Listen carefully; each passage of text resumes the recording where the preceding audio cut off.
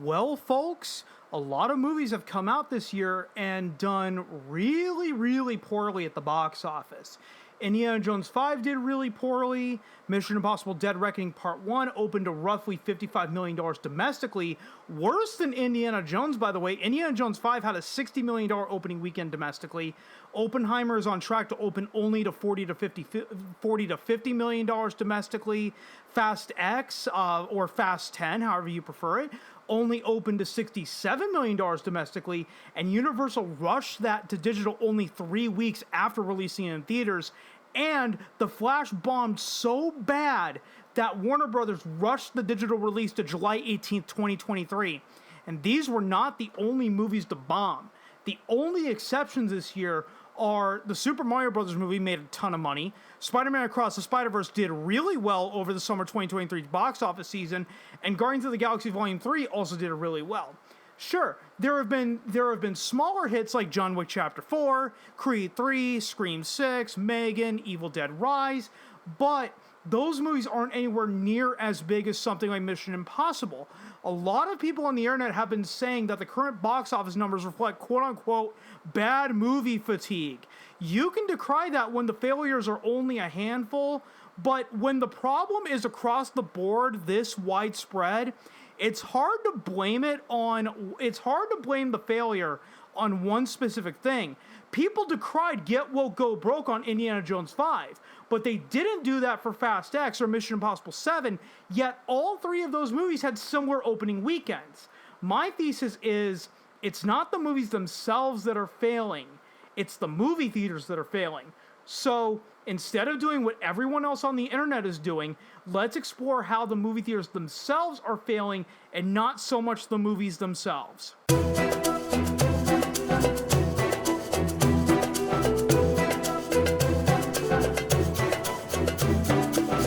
I know, this section sounds really hypocritical, but we can't put all of the blame on the theaters themselves. That's why we need to examine these blockbusters that have been dominating the theaters ever since the 1980s. If you look back, these blockbusters, even though they were big budget at the time, would be considered moderately budgeted by today's standards. The original Star Wars was made on a budget of only $11 million back in 75, 76. Back to the Future was made on a budget of $19 million. Raiders of the Lost Ark was made on a budget of $18 million, so on and so forth. Now, I understand that technology evolved so much even between the 1980s and 90s. The reason why Jurassic Park cost so much money to make, it was made on a $63 million budget, was because of all of the new technology of the time that was put into that movie. The idea was that, sure, this technology is very, very expensive now, but it will get cheaper over time. The problem is as the technology has improved between the 1990s up to today, film budgets have not gone down. Like I said, you could make the case in the 1990s that the technology was very expensive. Therefore, the budgets needed to go up to accommodate. But we know that most of the money being spent on movies now isn't going to the technology side of it at all. The most notorious example of this is 2010's The Other Guys, a comedy starring Mark Wahlberg and Will Ferrell that had a production budget of $100 million. Half of that production budget went to paying Mark Wahlberg and Will Ferrell's salaries. It seems that the studios see the solution to dwindling theater attendance as keep throwing money at the movies and hope that we can make them look better and better than the last one. There is such a thing as the law of diminished returns. It's an economic principle, but one that could very easily be applied to filmmaking. The definition of the law of diminishing returns is as follows, according to Investopedia. The law of diminishing marginal returns is a theory in economics that predicts that after some optimal level of capacity is reached, adding an additional factor of production will actually result in smaller increases in output. Now, let's translate this and apply it to filmmaking, because I know it's a bunch of financial jargon to most people. It doesn't matter if you throw $100 million or $350 million at the movie. The movie will only look so good, and more money will not make the movie that much better. We could make the case that we have gone as far as you can go with these big budget spectacle movies, that there is no new ground that you can break. When Avatar came out in 2009, No other movie was made the way Avatar was made, and therefore it was special. Fast forward 13 years later, Avatar The Way of Water was nowhere near as special because every big budget spectacle was using either the same technology or techniques that were used to make the original Avatar. The quagmire...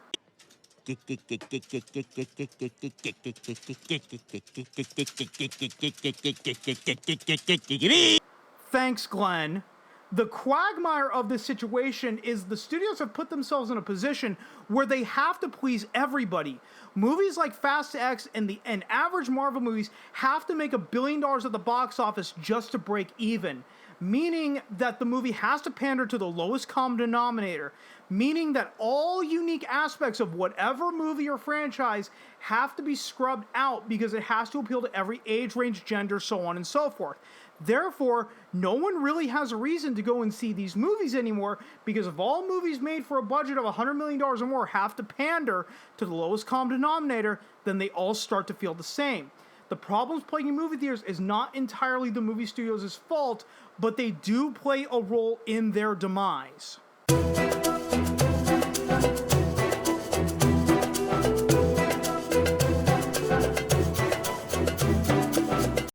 This ties back into the ballooning budgets that these major movies now have. As I brought up just a minute ago, because these movies have to appeal to everyone because of their budgets, they actually end up pleasing no one. All major movies now look and feel the same according to the average audience. You don't just have to take my word for it. Movie theater attendance has been on a decline for quite some time. Yes, even before COVID, movie theaters were struggling. According to The Numbers, which is a website that tracks movies by their box office and home video numbers, movie ticket sales peaked in 2002 and have been on a decline ever since. Just ignore the downward spike in 2020. That is considered a statistical anomaly. That was COVID.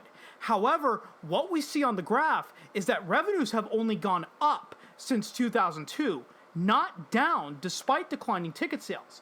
What this says is that the prices of movie tickets are being inflated to make up for the shrinking audience. If we look at what the average ticket prices were per decade, we see that the average price of a movie ticket has never come down over the last 40 years. And I am pulling all of my numbers directly from NATO, the National Association of Theater Owners. What I did is I took the average ticket price per year and divided them so that I could get an average ticket price per decade. I cannot go back prior to the 1980s because the data is very messy the further you go back. Anyways, the average movie ticket price in the 1980s was $3.42 USD. The average ticket price in the 1990s was $4.39 USD. The average ticket price in the 2000s was $6.36 USD. And the average ticket price in the 2010s was $8.44 USD. Excuse me. According to the numbers, the average ticket price in 2022 was $10.45. I do not have the numbers for 2023 because as of the writing and recording of this video, 2023 has not come to an end. What moviegoers have to deal with now is because producers don't want to budget accordingly. Less people are going to movie theaters overall than 20 years ago. The ticket prices have to keep inflating every year to accommodate these astronomical budgets. A lot of people are now saying, you know what? Enough's enough.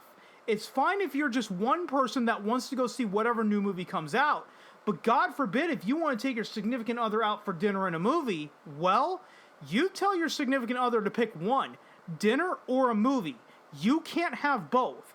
The cost of 2 movie tickets can now equate to a dinner at a decent restaurant, nothing fancy, but not fast food. If you're a family of 4, forget about it. You're spending roughly $40 to $50 depending on where you live to go to a movie theater. No wonder people are being more picky choosy with what they go see in theaters. Is XYZ movie really worth a $10.50 admission to a movie theater? Or am I better off waiting for that movie to come to Vudu or Redbox?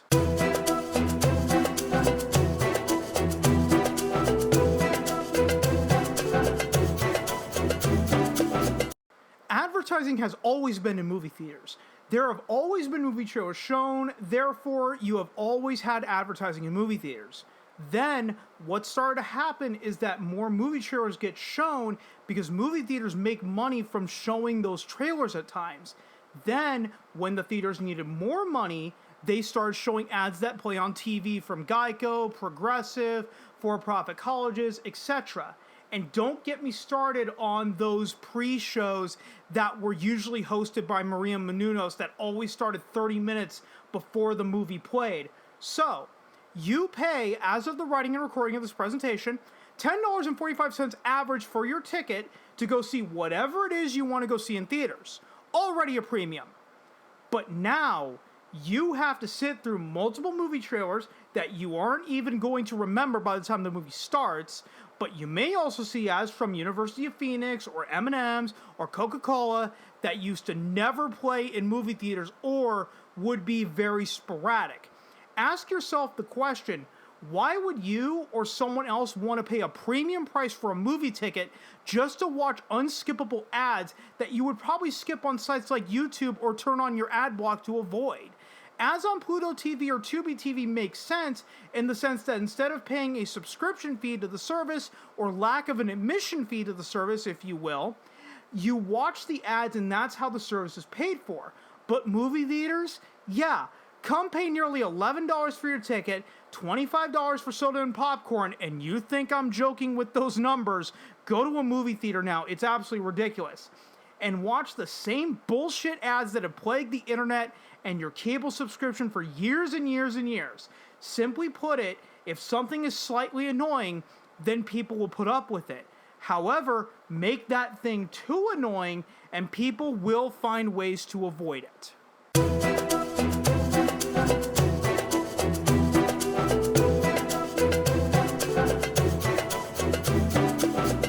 If you actually think about this, this has been a long time coming. With streaming, while it is not perfect, has so many upsides that the theaters just can't provide. If you buy a movie on Vudu or Movies Anywhere, you just click play and the movie starts right up. No commercials, no movie trailers, it's just the movie. I'm not referring to movies on streaming services like Netflix, Hulu, Paramount Plus, Peacock. Those are different animals entirely. Sure, if you're a very in-the-moment consumer, you're going to pay a premium to get a movie like Transformers Rise of the Beast or The Flash on Vudu when they come out. But if you think about it, it only costs $24.99 USD to buy the movie versus rent it, which is usually $19.99 USD. So, all you have to do is watch the movie more than once to get your money's worth out of it. Going back to the family, for example, if you go to the theater and you're paying an average of $10.45 per ticket before popcorn, getting the movie on Vudu is far more of a bargain. Just pay the $24.99 USD once, go to Target or Walmart and get some microwavable popcorn for the price of a medium to large popcorn at the movie theater, and you've got yourself a movie theater experience at a fraction of the price. Also, a big bonus is the fact that you can watch the movie at any time with the streaming/home video. You're not bound to the times at the local multiplex. You don't have to deal with people talking on their cell phones or texting throughout the movie. If you need to go to the bathroom, you can pause the movie and then come back to it when you get back. You don't have to worry about missing anything. If the movie is some 3-hour epic and you don't feel like sitting through it in one sitting like The Batman, you can watch the first couple of hours, turn it off, and come back to it the following night to finish it.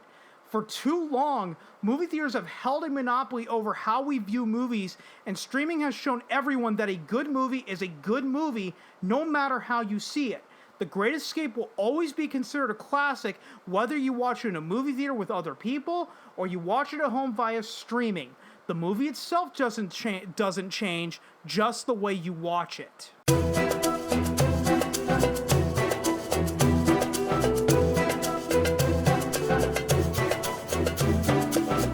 I will end the video off with this. I don't think movie theaters are going to completely go away.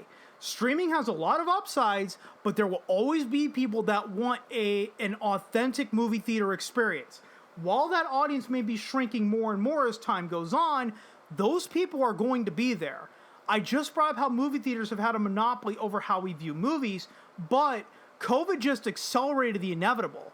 We could make the argument that watching movies at home was always going to be the preferred method ever since Tim Burton's Batman released on VHS at a sell-through price of only $19.99 USD. Prior to that, VHS tapes were $80 to $90 per tape. Well, then COVID happened, and it caused the movie theaters to shut down.